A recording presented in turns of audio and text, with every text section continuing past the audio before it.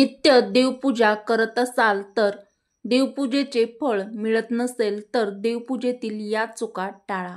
नमस्कार मित्रांनो, तुमच्या घरातील पूजा करताना चूक होत असेल व पूजेचे पूर्ण फळ मिळत नाही, नित्य देवपूजा करूनही परिस्थिती बदलत नसेल तर देवपूजेतील या चुका आजपासून टाळा. घरात सुख समृद्धी येईल. देवपूजा करताना स्त्रिया कोणत्या चुका करतात व त्या चुकामुळे देवपूजेचे पूर्ण फळ मिळत नाही. देवपूजा करताना स्त्रीच्या हातात किमान 2 ते 3 काचेच्या बांगड्या, कपाळाला टिकली तसेच डोके झाकलेले असावे. तुमच्या मंदिरात किंवा पूजाघरामध्ये कधीही देवाच्या पुष्कळ मूर्ती ठेवू नका. दिवा न लावता फक्त धूप जाळतात, पण हे पूर्णतः चुकीचं आहे. किंवा मग दिवा जरी लावत असेल तर तो 15 मिनिटे प्रज्वलित करावा, प्रज्वलित असावा. देवपूजा करताना कोणत्या चुका करू नये, त्यामुळे घरामध्ये बरकत येत नाही. अशा चुका प्रामुख्याने घरातील गृहिणींकडून सतत घडत असतात. या व्हिडिओमध्ये आम्ही तुम्हाला देवपूजेबद्दल सर्व माहिती सांगणार आहोत. देवपूजा तर सगळेच करतात, परंतु त्यांच्याकडून घडत असलेल्या काही चुकामुळे त्यांना प्रत्यक्ष फळ मिळत नाही आणि त्यांची पूजा सफल होत नाही. अशी पूजा अपूर्ण राहते. अशा परिस्थितीत चुकीच्या पद्धतीने आणि चुकीच्या नियमाने पूजा केल्यास त्याचे विपरीत परिणाम होऊ शकतात. व घर व मंदिरात पूजा करण्याची योग्य पद्धत कोणती आहे ते आपण पाहूया. या आधी तुम्हालाही लक्ष्मीची कृपा हवी असेल तर हा व्हिडिओ लाईक करा व आपल्या चॅनलला सबस्क्राईब देखील नक्की करा व कमेंट बॉक्समध्ये जय माता लक्ष्मी टाईप करायला अजिबात विसरू नका. 1. कोणत्याही देवी देवतांची पूजा करताना आपण पूजा करण्यापूर्वी स्नान केले पाहिजे. शांत मनाने मनोभावे देवासमोर आसनावर बसावे. आसनावर न बसता कधीही देवपूजा करू नये. रिकाम्या जमिनीवर बसून पूजा करू नये. काही लोक पूजा करताना जमिनीवरच बसतात, जे की पूर्णपणे चुकीचे आहे. ज्या प्रकारे तुम्ही देवाला बसायला जागा दिली आहे तसेच तुम्ही स्वतः देखील एखाद्या स्वच्छ आसनावर बसावे. शास्त्रामध्ये घोंगडी किंवा बसकर हे आसन पूजेसाठी शुभ मानले जातात. आपल्यापेक्षा देव सर्वश्रेष्ठ आहे, म्हणून देवाचे स्थान हे उच्च स्तरावर असावे, म्हणजेच तुमच्यापेक्षा वरती असावे. देवाची प्रतिष्ठापना पादुकावर किंवा फरशीवर उंच ठिकाणी केली जाते. देव कधीही भिंतीजवळ ठेवू नये. पूजेकरते वेळी तुमचे तोंड उत्तर किंवा पूर्वेकडे असावे. घरी किंवा कोणत्याही मंदिरात पूजा केल्यानंतर देवाची प्रार्थना करा. तुम्ही केलेल्या चुकीबद्दल देवासमोर माफी मागा. याद्वारे तुमच्याकडून जर कळत नकळत किंवा जाणून बुजून तुमच्याकडून काही चुका झाल्या असतील तर त्या चुकांची माफी मागा. देव आपल्या चुका माफ करतो आणि आपल्याला आशीर्वाद देतो, कारण देवाला माहीत असते की या चुकांबद्दल आपल्याही मनामध्ये तळतळ आहे. देवपूजा करताना पूजेची वेळ योग्य असावी. पहाटे 5 नंतर केलेली पूजा अत्यंत फलदायी असते. म्हणजेच ब्रह्ममुहूर्तावर केलेली देवपूजा याचे अनन्यसाधारण पुण्य आपल्याला मिळतं. परंतु एवढ्या लवकर पूजा करणे सहसा कोणाला जमत नाही. मग तुम्ही 7 नंतर 9:30 पर्यंत देखील देवपूजा करू शकता. ही पूजेची दुसरी आणि अत्यंत पवित्र अशी वेळ आहे, कारण 9:30 नंतर तुम्ही 12 पर्यंत ही पूजा करू शकता, परंतु 12 नंतर देवपूजा करू नये. शक्यतो 9:30च्या आतच देवपूजा करून घेत चला, कारण सकाळची वेळ अतिशय पवित्र असते. देवतांच्या सात्विक लहरी देखील त्यावेळी सक्रिय असतात आणि सकाळी देवपूजा केल्यावर आपल्याला दिवसभर प्रसन्न वाटते. त्यामुळे शक्यतो सकाळी लवकर पूजा करण्याचा प्रयत्न करावा. आता बऱ्याच महिलांच्या घरी सकाळी शाळा असते, ऑफिस असते, त्यामुळे त्यांना टिफिन द्यावे लागतात. त्यामुळे लवकर देवपूजा करणे जमत नाही. म्हणून निदान तुमचा स्वयंपाक झाल्यानंतर, सगळं आवरल्यानंतर 9:30च्या आतमध्ये तरी देवपूजा करायलाच हवी. 4. पूजेची खोली नेहमी घराच्या उत्तर पूर्व कोपऱ्यामध्ये असावी. घरात कोणत्याही एका देवतेच्या एकापेक्षा जास्त मूर्ती असू नयेत. त्यामुळे असं म्हटलं जातं की त्यातील एकही काम करत नाही.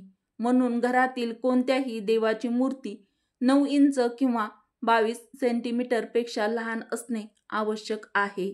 अशा मूर्ती मंदिरात ठेवल्या जातात.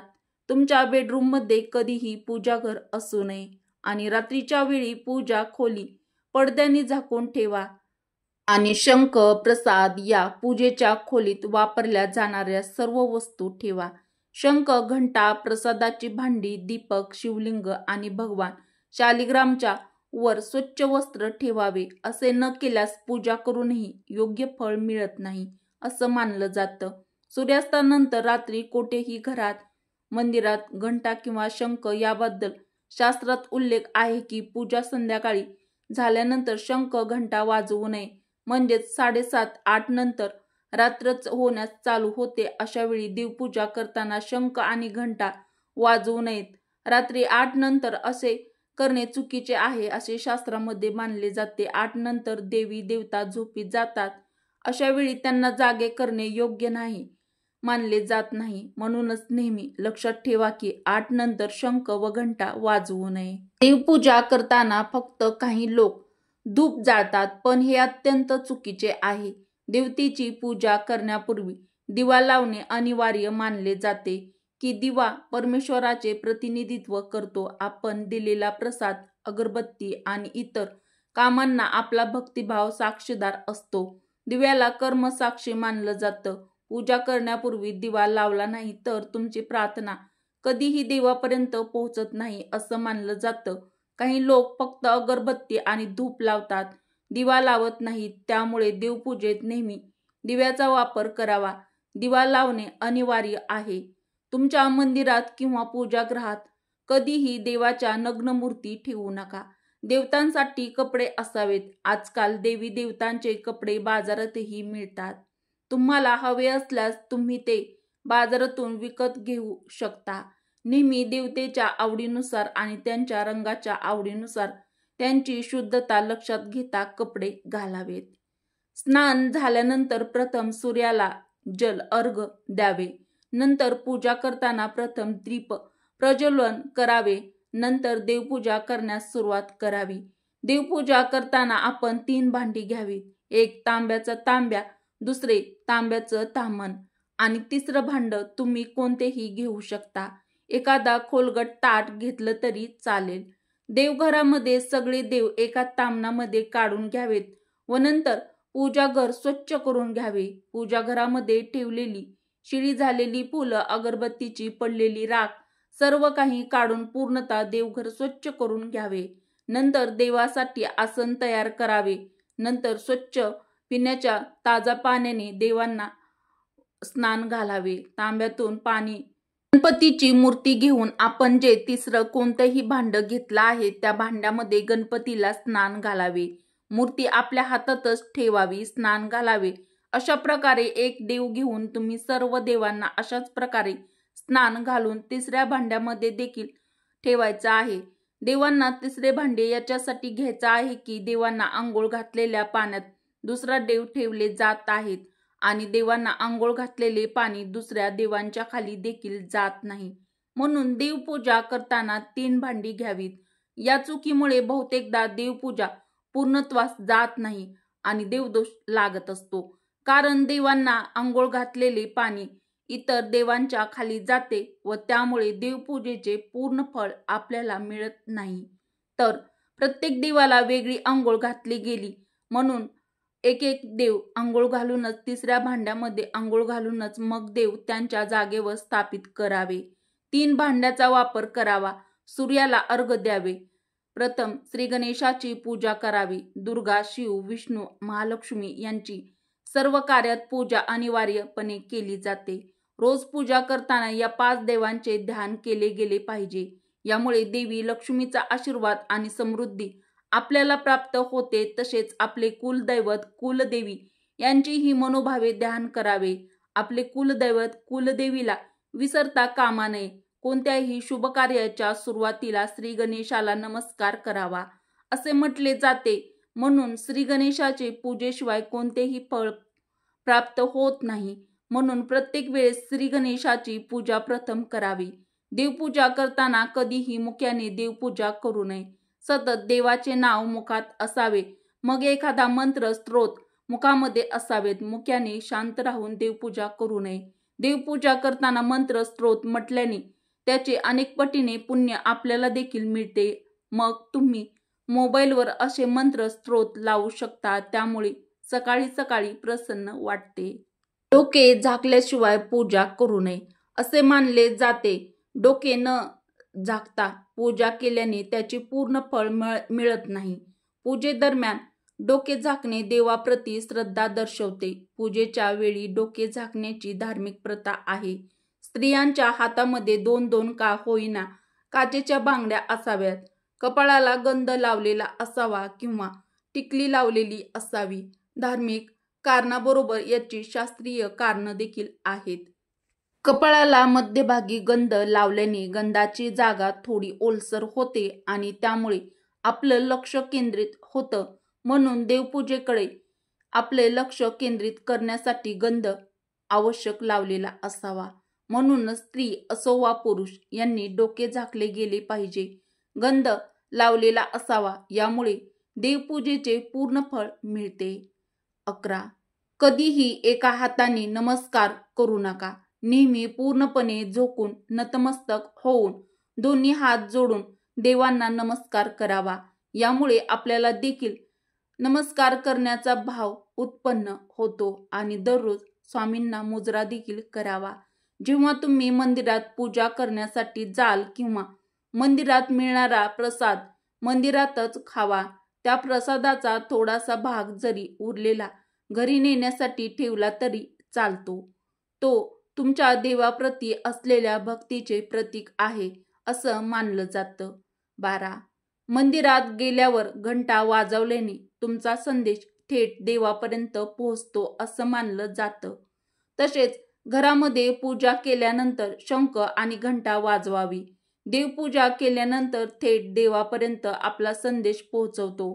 यामुळे घरामध्ये सकारात्मक ऊर्जा देखील येते आणि नकारात्मक ऊर्जा नष्ट होते. 13. नेहमी लक्षात ठेवायचं आहे की एका दिव्याने दुसरा दिवा लावायचा नसतो. शास्त्रानुसार जो व्यक्ती एका दिव्यावरून दुसरा दिवा लावतो तो मनुष्य शरीर त्याचं रोगी बनू शकतं असं मानलं जातं. दिव्याला असं आसन असावं. तुपाचा आणि तेलाचा दिवा एकत्र लावू नये. तुपाचा दिवा आणि तेलाचा दिवा वेगळा असावा. तूप आणि तेल एकत्र करून लावू नये. तुपाचा दिवा वेगळा आणि तेलाचा दिवा वेगळा. तुपाचा दिवा असेल तर तो उजव्या बाजूला लावावा. म्हणजे आपण बसलो आहे त्याची उजवी बाजूला तुपाचा दिवा लावावा आणि आपल्या डाव्या बाजूला तेलाचा दिवा लावावा. 14. आता महत्त्वाची गोष्ट म्हणजे देवपूजे झाल्यानंतर देवांना अंघोळ घातलेले पाणी एखाद्या मोठ्या झाडाच्या खाली विसर्जित करावे किंवा मग ते पाणी तुम्ही वेगवेगळ्या कुंड्यामध्ये छोटे छोटे झाड असतात त्यांना देखील थोडे थोडे करून विसर्जित करू शकता. कारण शहरामध्ये मोठ्या झाडांच्या खाली पाणी विसर्जित करणे सहज शक्य होत नाही. कारण असे झाड शहरापासून घरापासून फार लांब असतात. फक्त तुम्हाला एवढीच काळजी घ्यायची आहे की ते पाणी पायदळी तुडवले जाणार नाही. कारण देवांना आंघोळ घातलेले पाणी हे तीर्थ समजले जाते. हे पाणी तुळशीमध्ये देखील कधीही विसर्जित करू नये. कारण त्यांच्यामध्ये शंकराच्या पिंडीला अभिषेक केलेले पाणी तुळशीमध्ये विसर्जित केले जात नाही. म्हणून तुम्ही हे पाणी इतर झाडांमध्ये थोडे थोडे करून विसर्जित करू शकता. तुम्ही वेगवेगळ्या कुंड्यामध्ये जे छोटे छोटे झाड असतात त्यांना देखील थोडे थोडे करून हे देवपूजेचे पाणी विसर्जित करू शकता. 15. तुळशीची कोरडी पाने श्रीकृष्णाला आणि भगवान विष्णू या देवांना प्रसादासह तुळस अर्पित करायची असते. हे खूप महत्त्वाचे आहे. अनेक लोक खूप सारी तुळस तोडून जमा करून ठेवतात आणि त्याची पानं कोरडी पडलेली असतात तरी देवाला अर्पित करतात. असं करणं अशुभ आहे. नेहमी तुळशीची ताजी पानं देवांना अर्पित करावी. पूजेमध्ये उपयोग केला जाणारा दिवा हा खंडित नसला पाहिजे. दिवा तुटका फुटका तेल गळत असल्यास तो वापरणे बंद करावा. असा दिवा लगेच बदलावा. 17. वाळलेले हार किंवा फुलं. अनेकदा लोक देवांच्या फोटोवर किंवा मूर्तीवर तशीच फुलं अर्पित करून मोकळे होतात आणि वाळल्यानंतर हार काढणे विसरतात. म्हणून देवपूजेनंतर संध्याकाळ होण्यापूर्वी फुलं मंदिरातून हटवली पाहिजेत. निदान उद्या सकाळी तरी ती फुलं काढून टाकावीत. कारण एकदा देवाला फूल वाहिल्यानंतर ती फुलं पुन्हा वापरायची नसतात. अशी फुलं शिळी होतात आणि ती निर्माल्य करावीत. अत्यंत महत्त्वाची देवपूजेतील या चुका तुमच्या लक्षात आल्याच असतील. माहिती आवडली असेल व व्हिडिओ आवडला असेल तर व्हिडिओला एक लाईक अवश्य करा. मित्रपरिवारासोबत हा व्हिडिओ शेअर देखील नक्की करा व आपल्या चॅनलला सबस्क्राईब देखील अवश्य करा. व्हिडिओ शेवटपर्यंत पूर्ण पाहिल्याबद्दल तुमचे मनापासून धन्यवाद व जास्तीत जास्त लोकांपर्यंत हा व्हिडिओ शेअर देखील नक्की करा. कारण हा व्हिडिओचा उपयोग सर्वांनाच होईल. श्री स्वामी समर्थ. जय श्रीकृष्ण. जय माता लक्ष्मी. धन्यवाद.